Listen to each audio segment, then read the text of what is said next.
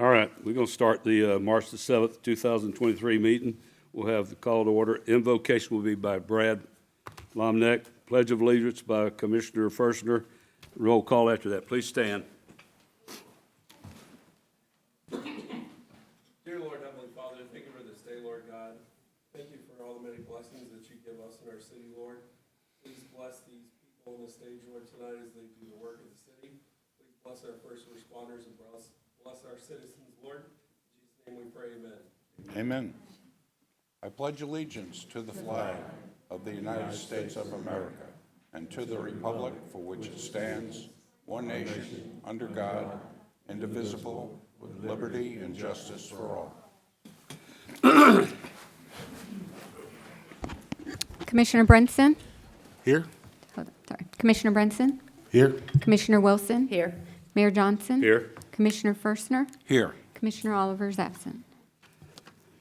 All right, we have a presentations and proclamations tonight. I'm going to call up our communication, marketing lady, Joy, and let her start that off for us. Black History Month essay contest winners.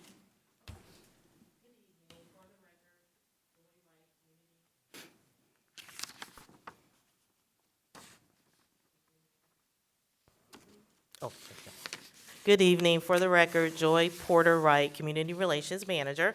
I'm very excited to be here tonight to introduce you to our Black History Month Essay Contest Award winners. Let's give them all a big round of applause. This year's essay theme was Remembering the Victims of the Ocoee Massacre. The essay contest is held each year and is for fifth grade students attending Ocoee schools. This year we had 4 schools participate: Citrus Elementary, Hope Charter, Innovation Montessori Ocoee, and Lake Whitney Elementary. So we had 4 schools, and what we're going to do tonight is to present the overall winner and the first place winners. And let's talk about their prizes. Our first place overall winner gets a $200 gift card from Best Buy.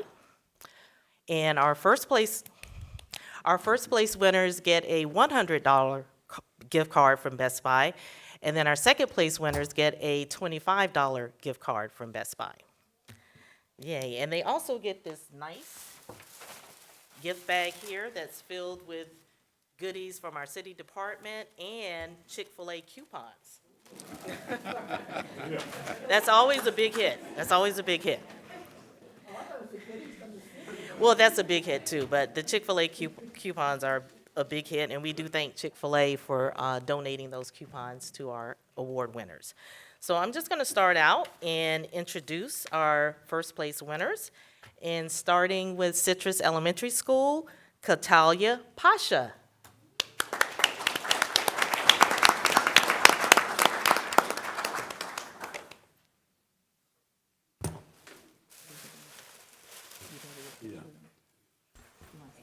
Joy, when you get through, can we do pictures of individuals? Yes, when each one everybody up front? gets up, all 4 winners, we'll take a group picture, and after that, we'll have our overall winner come Okay. up and recite All her right. winning essay. Oh, where is that? Oh, yeah, stand up there. Our next first place winner from Hope Charter School is Bailey Booker.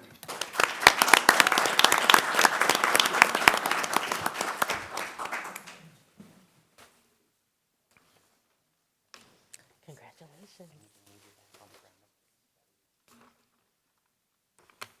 Our next first place winner from Innovation Montessori Ocoee School is Trillian Fischler. Trillian Fischler.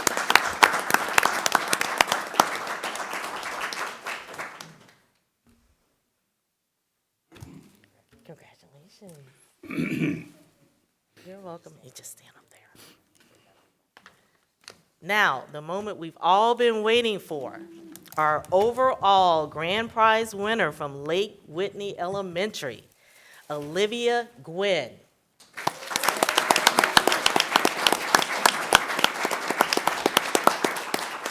Here. No, the folder. Yeah, and I'll put it up here. And you go over there. So now we'll come down and take our group picture, and then we'll have Olivia recite her winning essay. If you guys want to come down.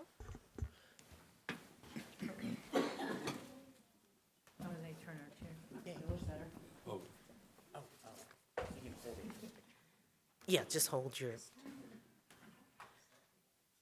put those in front of them, but, once they get situated, put the bags in front of them and have the commissioner stand in the back. We're gonna have you move to the front, and you'll be in front of the commissioner. Yeah, if you can step up a little bit, and get the bags and put the bags in front of them. Yeah, Tim needs to go.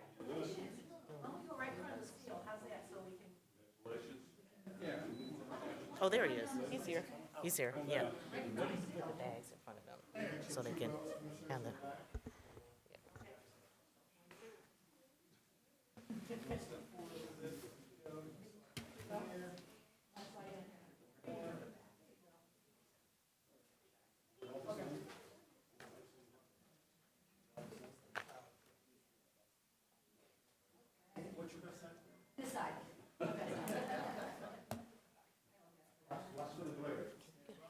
Get a quick picture now.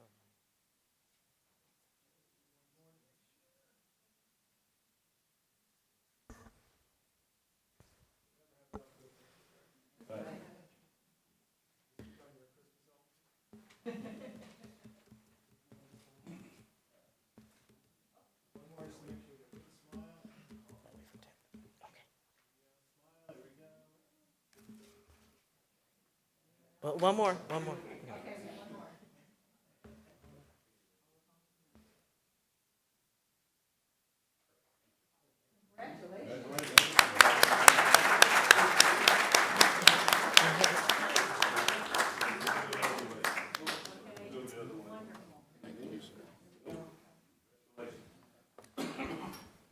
Yeah. So Olivia? Oh, you can go right back here. We'll take it. I appreciate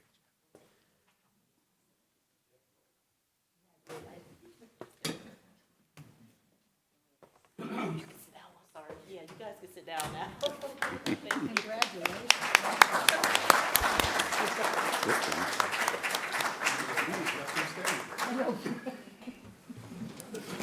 you want me to start from here? Yeah, just Right here.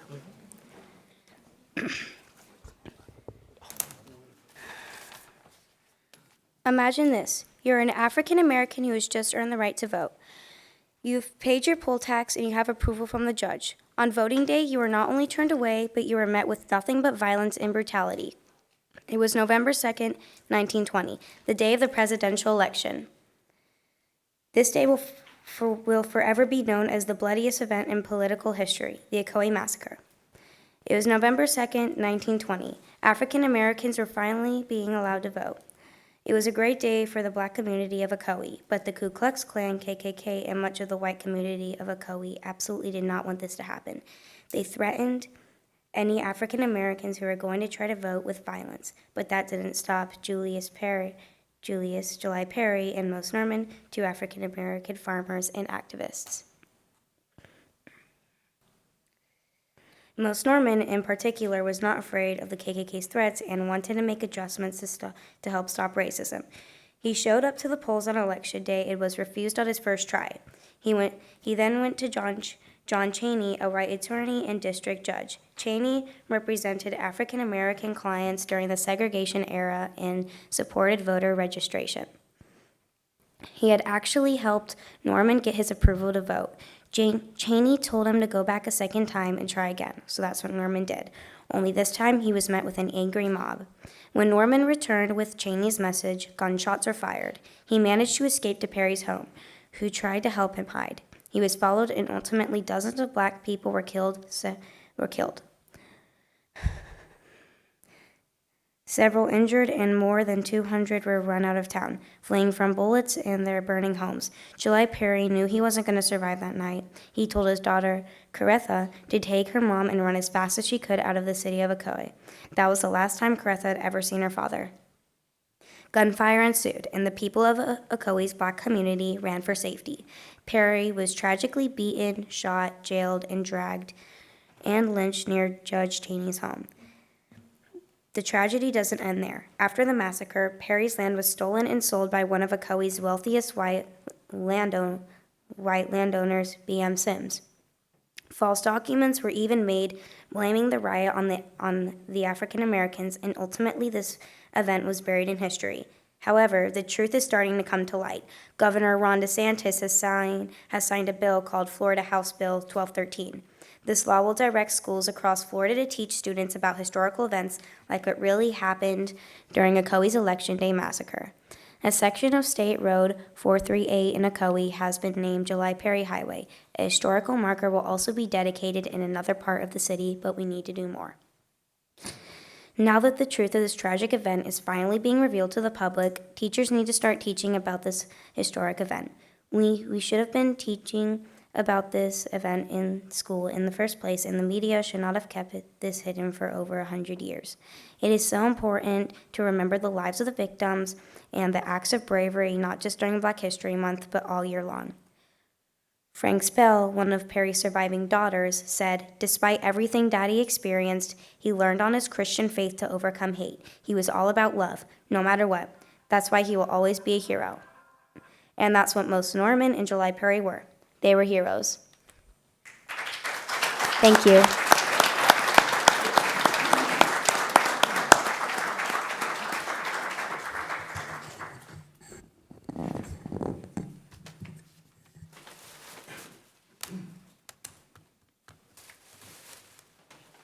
Thank you. That concludes our presentation. Thank you. Any commissioners want to make a comment before we move on?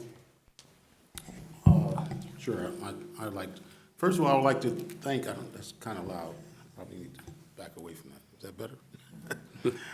I'd like to thank Joy Wright and the city staff for putting this together.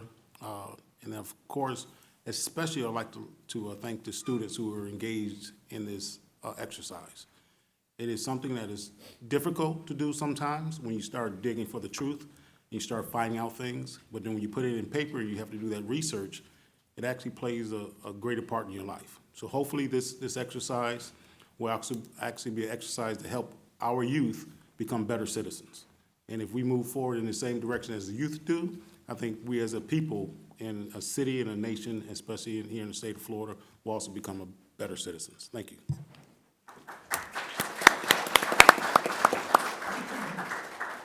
I just want to thank all the students who entered the contest and the winners. We are very proud of you in the city of Ocoee, and again, this is a very important part of our history, which we should never forget. So thank you so much. I just want to echo the words of the other two commissioners. Thank all the students for participating. You did a marvelous job. And a lot of eyes have been opened due to your hard work and research into this subject. Keep it up. You're doing great. You're we're proud of you in Ocoee. You're good students, and you're showing that by coming here with your award-winning essays. Thank you. Every year we have the Black History Month, and we have their speeches, and it works out every year. We have an excellent choice of who writes the speeches, and all these young people do a super job in doing this, and we appreciate it. The teachers, we appreciate the school, and we appreciate our staff who works to do this and get these. How many were they, Joy? You remember? How many speeches were they wrote? There are 100 they went through. So once again, thank you. Thank you to the school. Thank you to the parents for guiding them. Thank you.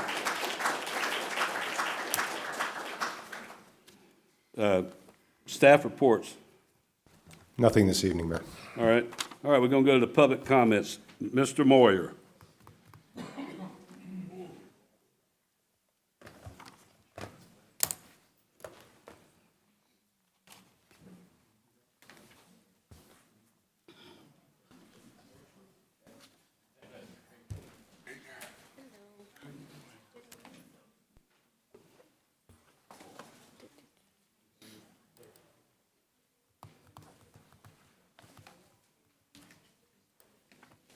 You can use it on this computer. This one or this one? This one right here. And then you just click on mouse to change Okay. Jim Moyer, Arden Park, and we're talking about auditing today. I am an accountant, so please, please, please try not to snore too loud.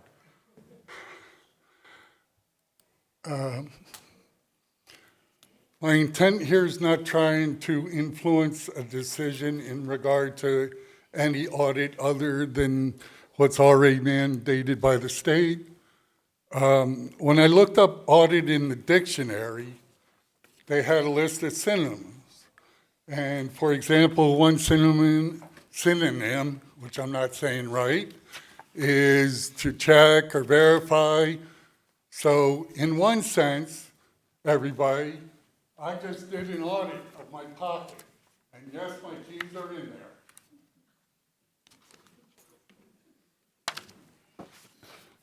Now, most commonly, what people talk about audit or what I'll call a professional audit, and I'm just going to paraphrase, this is all quotes, but basically audit is a systematic way to gather evidence to draw a conclusion on something.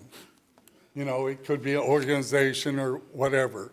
There's two general types of who does the audit, either someone within the organization or someone external to the organization. Okay, there are 4 steps that have to be a part of an audit: planning, evidence gathering, reporting, and follow-up.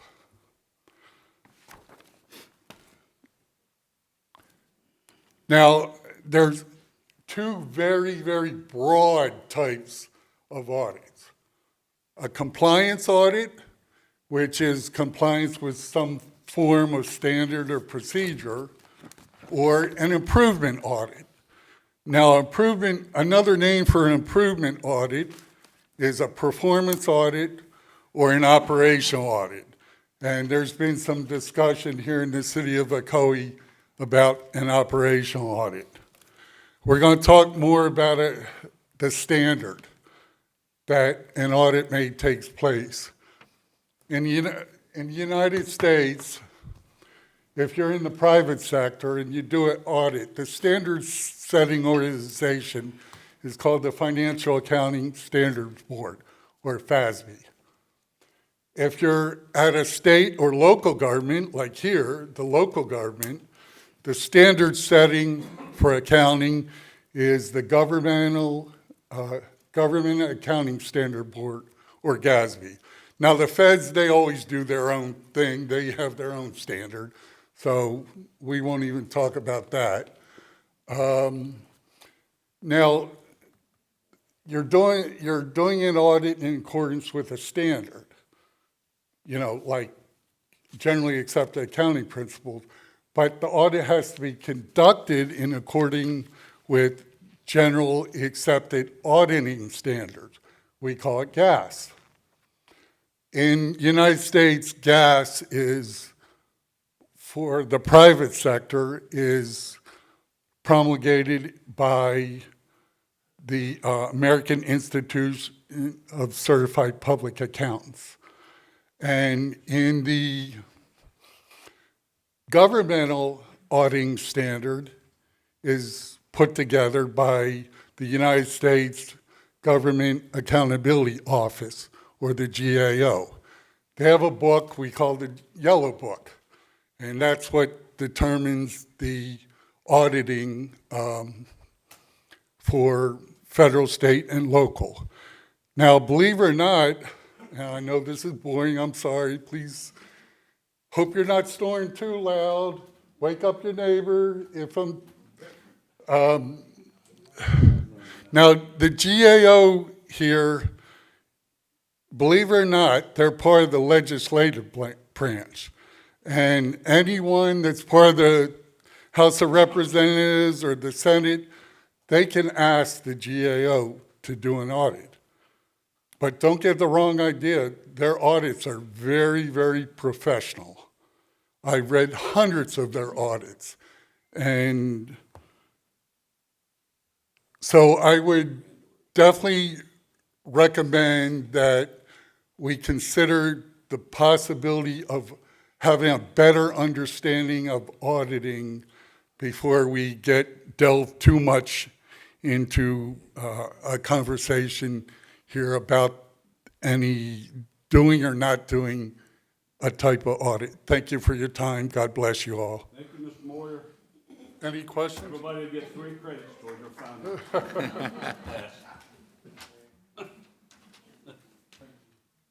All right. No more public comment slips, so we're gonna move on to the consent agenda. Do I hear a motion? I make a motion for approval of the consent agenda.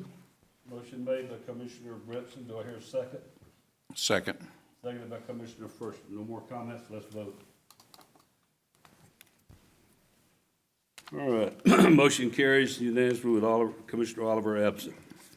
All right, go to the second reading of ordinance, public hearings. Oh, I'm sorry, I forgot you. I'm sitting there reading, hold on a minute. I'm gonna read you, I read your names. I know that one lady back there, I know. All right. Stephanie Carroll, Marge Householder, and Rhiann Fitzpatrick. Sorry about that. I don't want to forget baseball.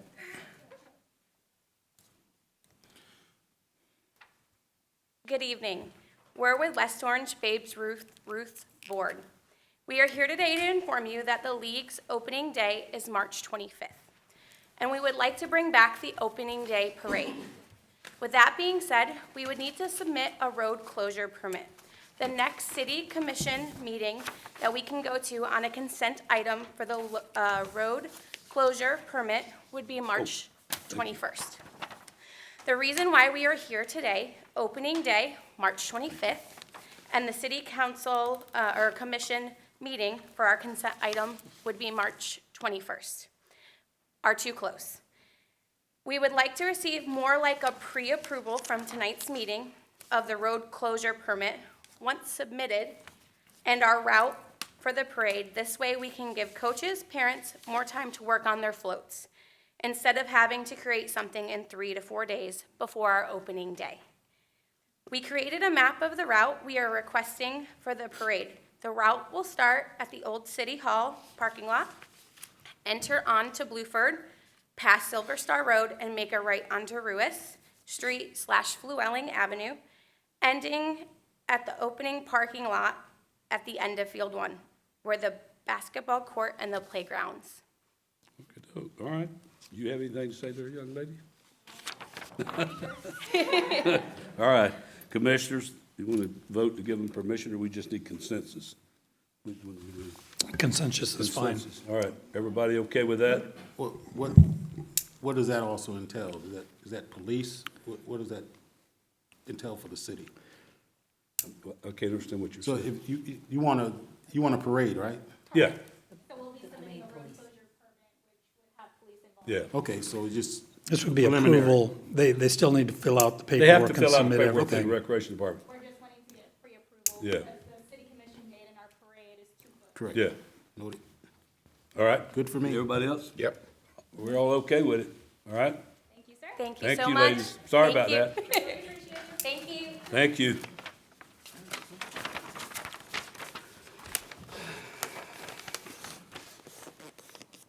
All right, now we can go back.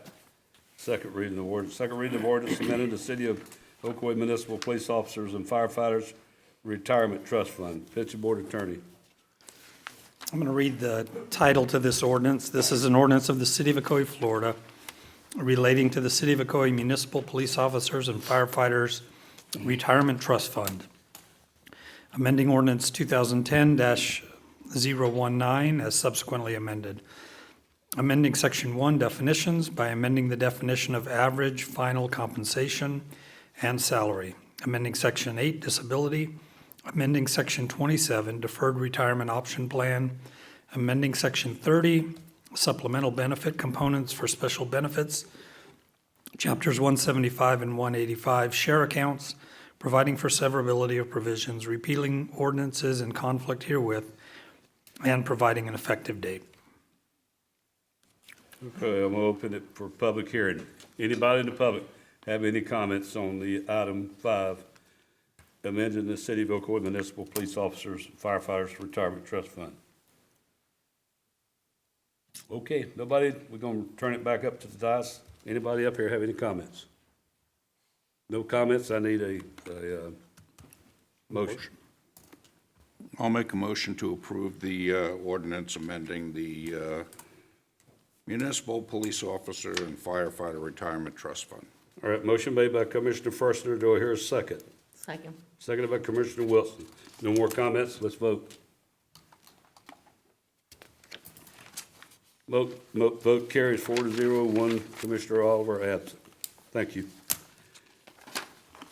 All right, we're down to the item 6, appointment of one member to the Planning and Zoning Commission to fill a vacant seat. City Clerk's Melanie Sibbett.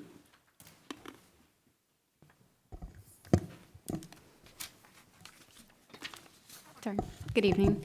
At the last meeting, the city attorney had requested that the elected officials provide names to our office by Friday, March 3rd. I have provided the city commission with the applications that we did receive by email. Currently, there's 4 applications that were received. So what we're just asking is that the selection process be conducted by the scorecard ranking process as we've done with previous board appointments for planning and zoning. The commission will rank the nominees in ranking order from 1 to 4, with 1 being your top pick. And once it's completed, the mayor can call a short recess so the attorney and I can, tally the results and let you know which highest ranked nominee. All right. So before you, you will see it's a ranking sheet with the names Okay, of the applicants we received. is that different? Yeah, yours. Okay, all right. I'm gonna ask, is any of them here? I know I say 1. Is anybody else here that wants, this name's up? Do you want to speak? Anybody else here with the names we got? Nobody? Well, you can come up. We'll give you 3 minutes. You can speak.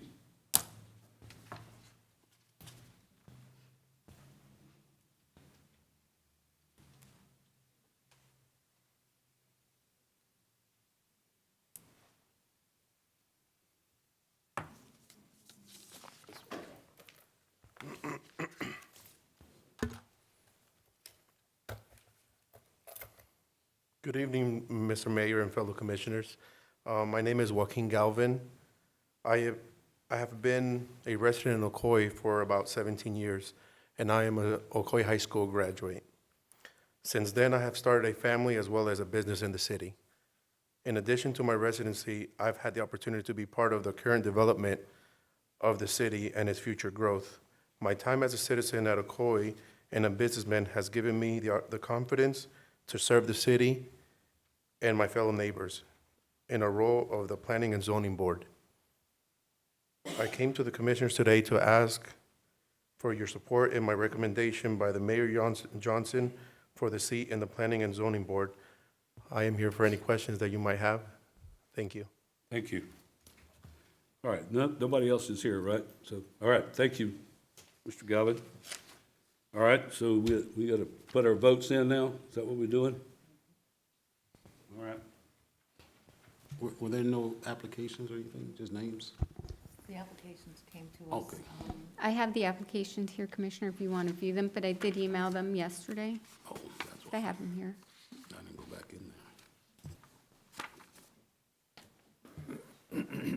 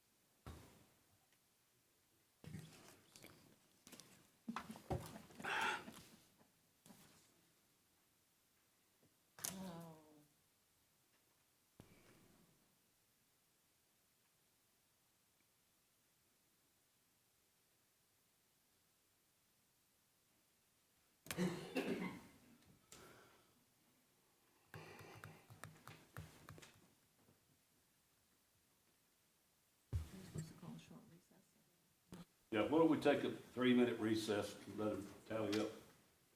3 minutes. No, no. Don't leave, just come back.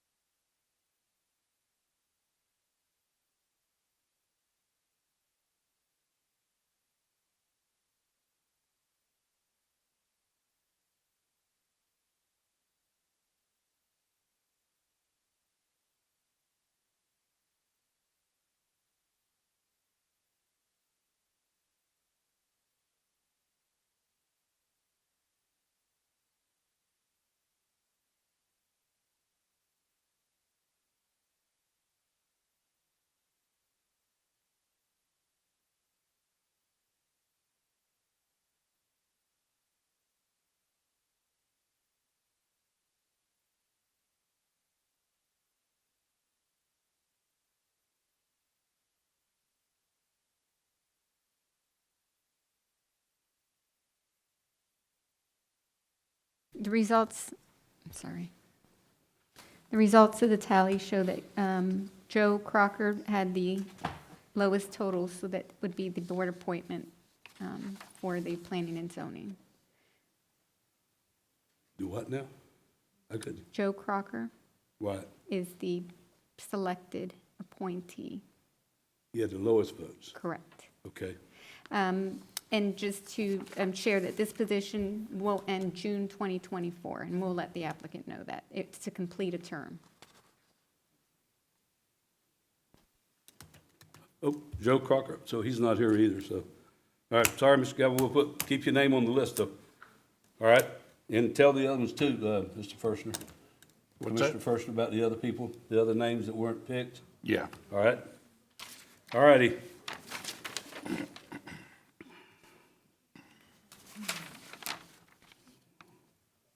All right. Comments from citizen and public? I have none. Nobody? All right. Comments from commissioners? Commissioner Branson? I don't know. I have none.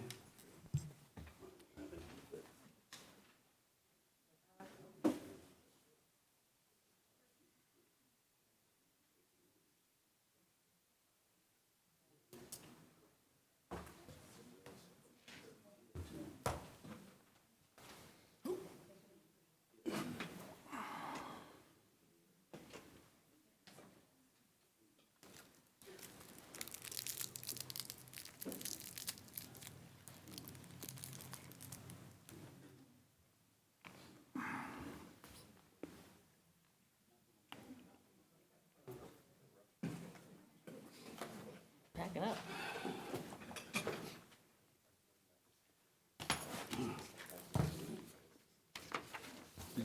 Did he have? No comment. No comments? No comment.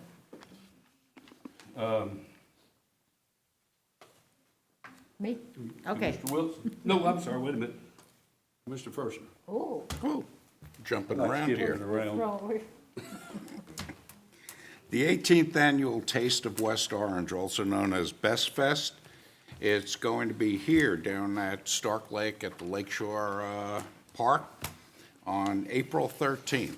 I highly recommend it. It's one of my favorite festivals of all. The Citizens Public Safety Academy will be running from April 5th through June 14th. It meets on Wednesdays from 6 until 9 p.m. It's an excellent opportunity for you to get to see the inner workings of both the fire department and the police department.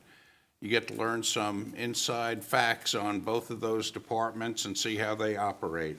If you need further information, or if you're interested in applying for it, you can contact either the fire department, the police department, or you can go to the city website. It has all the information on there.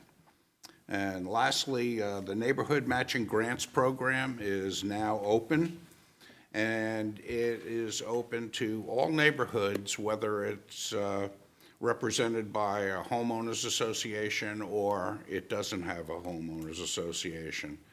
There's $28,000 available, and the grants are up to $2,000 each. The deadline for filing this is March 17th. So once again, check the City Hall or the city website for information and apply to where the clerk's office for that? Melanie, the matching grants, where do they apply? That would be Community Relations. Community Community Department, Joy Relations. Wright. You can submit your applications there. That's all. Commissioner Wilson. Okay. Just want to, I'm sure, you probably can't see this, but we're having the Shred event coming up on March 18th. This is a program where you can have your documents shredded at the police department. Sorry, I think and that'll be from 9 to 11:30. Bring your documents down, they're shredded on site, and the first box is free. There's a suggested donation of $5 each additional box, and this is to benefit the Ocoee Lions Club and the Ocoee Women's Club. So, again, that's on the website. The next item I'd like to discuss is, every year, we come up to the music festival, which I'm sure that Mayor Johnson's gonna talk about. But there's an opportunity where we as commissioners do get tickets, and I'd like to go ahead and just set that straight to see how many tickets we are going to be issued, each member here. So, Mr. Johnson, Mayor, do you have any idea? I mean, I know in the past, I've usually asked for 20 tickets, Yes, ma'am. and I wonder if that's going to, are we going to take a consensus to what each commissioner is, what we're going to issue? Because they are issued to our sponsors. And Yes. that event Yeah. is our sponsors' event. I realize that we are one of the sponsors, but we do thank the folks who do support the music event. So, can I just ask the other commissioners if that's an appropriate amount that we've asked for? You could do 25, as far as that, 25. 25 tickets each? I mean, just to let you know, I've already got a list. People have been calling me for months. I Well, think I when can we end speak up that- at the end, if we have extra tickets, then we can give them out. We just have to, But 25 is what, yeah. okay, is that That sounds reasonable. reasonable? Okay, just, so if anyone's passed my 25 on my calendar, we're not, sorry. I'll have them in the Sherry's office Please tomorrow, tomorrow afternoon. or Tomorrow? Thursday, please by Thursday. But no later than Thursday morning or tomorrow afternoon. Thank you. There's one more item. I'm not going to be here on April 4th. Every year, I go to Florida League of Cities Legislative Days, and I don't know if anyone else is planning to go, but if they're planning, you're not going? Okay. Well, it's after the election. There may be, whoever is sitting in the seats may want to go, and I'm just concerned because I know Melanie is going to Legislative Days, right? Yeah. With the youth council. But again, I'm looking at, if there's not enough folks who are sitting up here that day, there's a problem. We can, you want to So I cancel mean, the that's, meeting? I'm just throwing that out because I'd hate to see we get to that point and only 2 people are sitting here. That does not constitute a What quorum date for is the it? meeting. What date is it? April 4th. So again, that's up to the other members. I'm not going to be here because I'm there, and I'm also on the board for Florida League of Cities, and we're having our meeting. So that's up to the members here, but I just don't want to put the into the agenda into a situation with only 2 people sitting here. Just to let everyone know, the Florida League of Cities, it's a great time for when new members come on. They have meetings going on that kind of educate new members. Ethics is a very strong part of our background here, and that is taught during that period of time also for new members. So I strongly recommend ethics, starting out learning about ethics and sunshine and new member orientation type of program. So that's our opportunity during that time, plus to go meet legislators.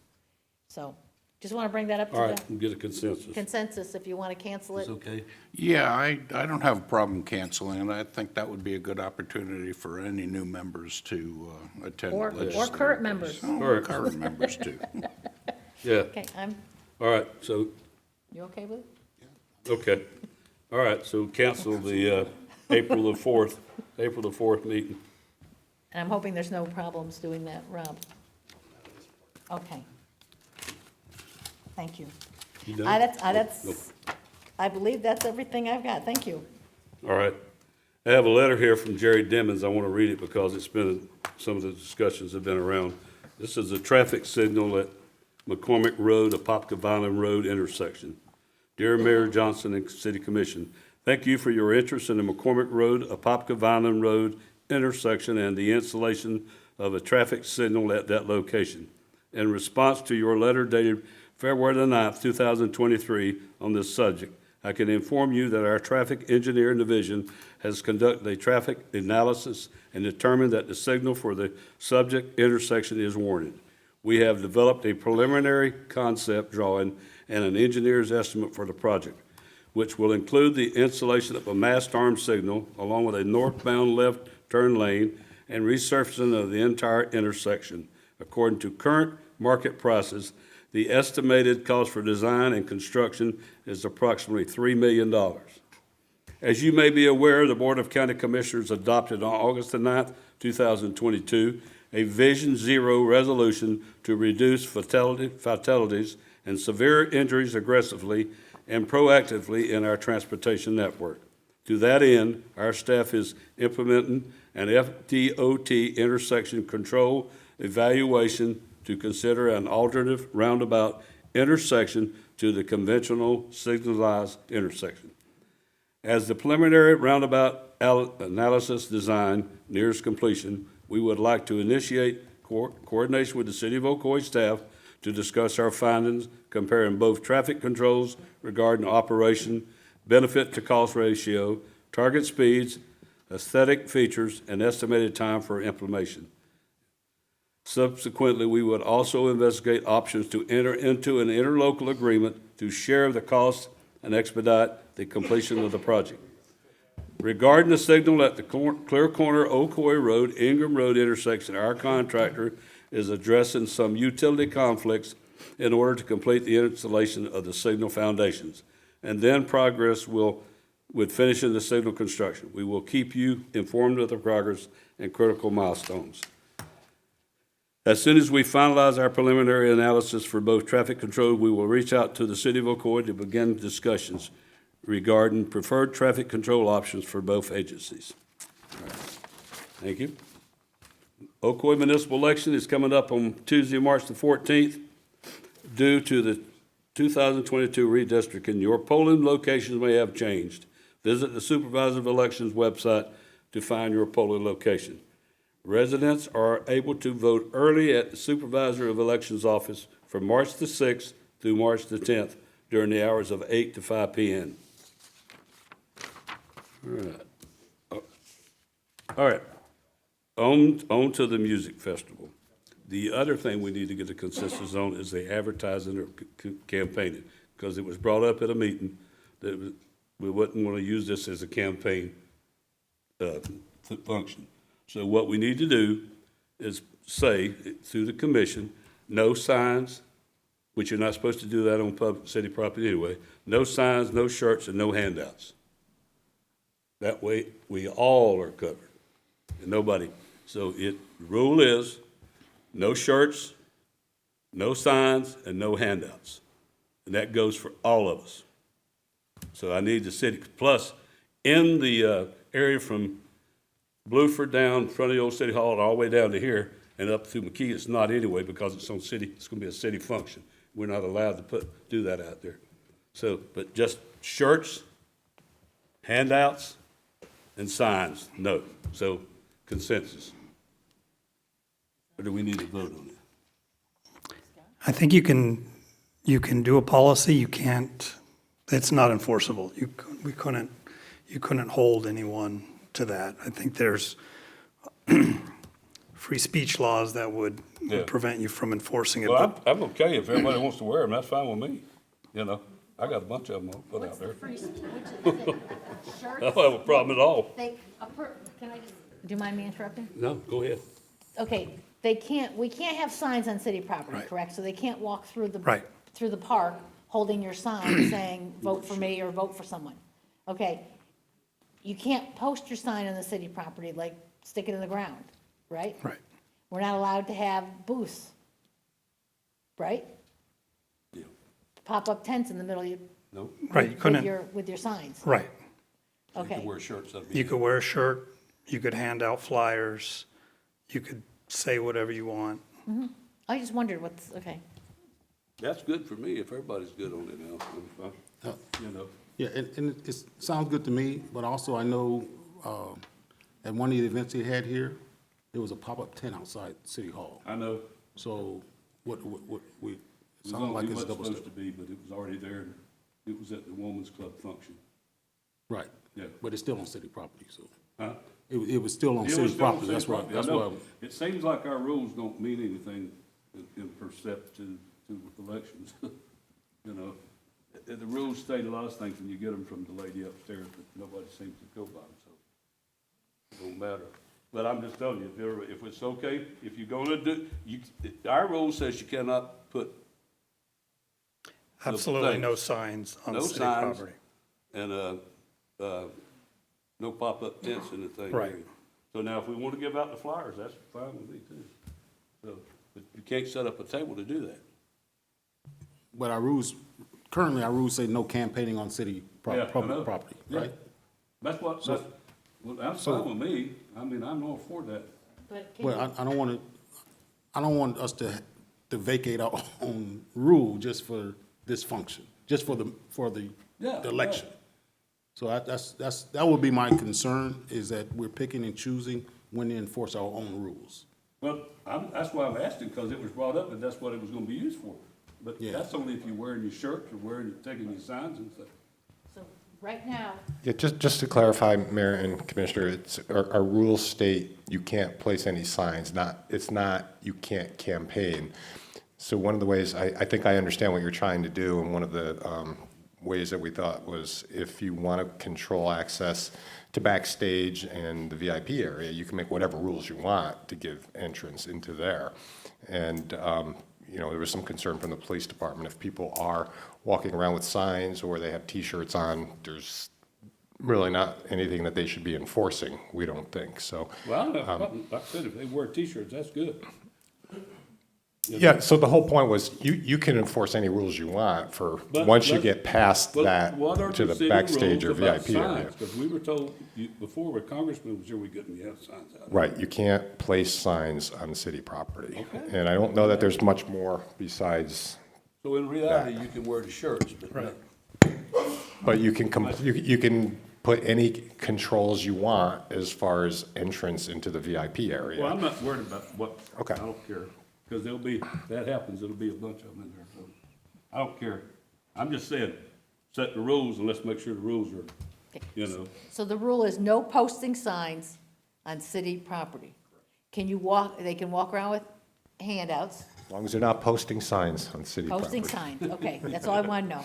Well, I'm not posting anything, And so that's you okay. can wear your T-shirts. All right, that's good. All right. So is everybody okay with that? Yep. All right. Good for me. All right. Mayor, before we go on, I don't want to forget my question. And this is regarding the letter from Mayor Demings. Who? The letter from Mayor Demings. Oh, Demons, yeah.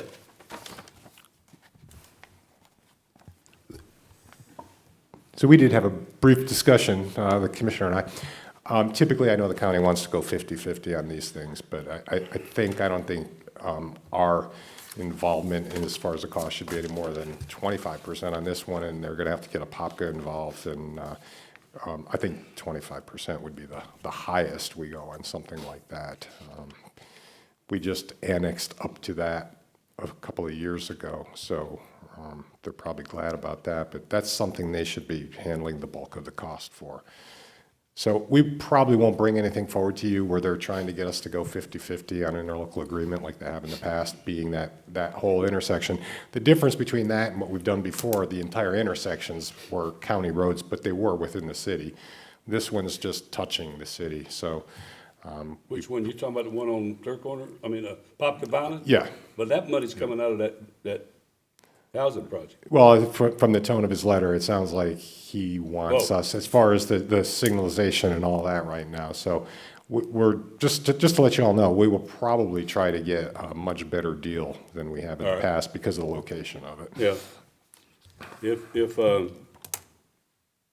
I thought that was the part of the money for the city's part was coming out of the impact fee credits and stuff for that development. So they'll pay in, typically, I don't know the details of it off the top of my head, but we would have them pay in for some future improvement. And it's probably been identified in a developer agreement that some future improvement and signalization would be included.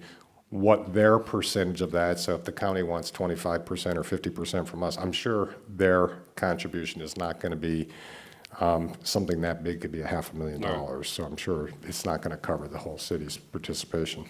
Right, right, because when I'm looking at it, I think it's 3.5 million or so he quoted in his, in the letter. Obviously, we know we're gonna surpass that amount. We're probably gonna get closer to 4 million. And if we're looking at 2 million for us and 2 million for them, that's a big lift. Yeah, and if they want to do a roundabout, I mean, that's fine. We were talking about signalization, and they could probably do the signalization for $500,000. So we're just going to be probably negotiating a little tougher stance on this one. I don't think we should pay a quarter of the roundabout. We should pay a chunk of the signalization cost.